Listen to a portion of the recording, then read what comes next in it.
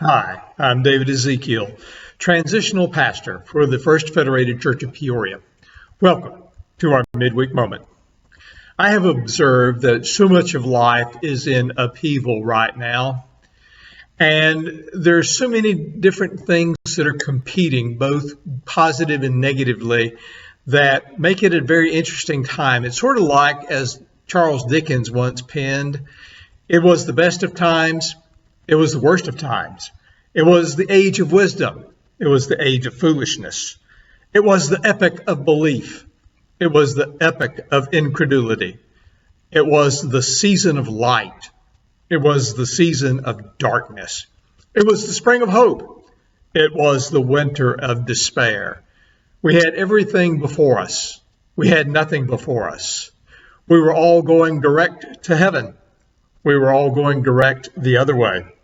In short, the period was so far like the present period that some of its noisiest authorities insisted on its being received, for good or for evil, in the superlative degree of comparison only.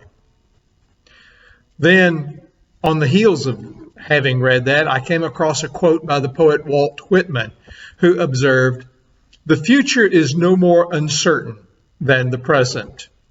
That got me to thinking about the risks we face in life, such as driving down the street, COVID, and other things. And it reminded me of how much that we are dwelling in the throes of uncertainty. Some people despair about the darkening direction of the world today. Others are excited by the possibilities for creativity and new ways of living that they see emerging out of the darkness. Rather than thinking one perspective is preferable to the other, let's notice that both are somewhat dangerous. Either position, optimism or pessimism, keeps us from fully engaging with the complexity of this time. If we see only troubles or only opportunities, in both cases, we are blinded by our need for certainty, our need to know what's going on, to figure things out so that we can be useful. Certainty is a very effective way of defending ourselves from the irresolvable nature of life.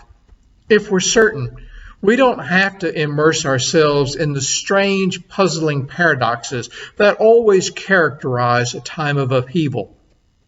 The potential of new beginnings born from the loss of treasured past, the grief of dreams dying with the exhilaration of what now might be, the impotence and rage of failed ideals and the power of new aspirations, the horrors inflicted on so many innocents that call us to greater compassion.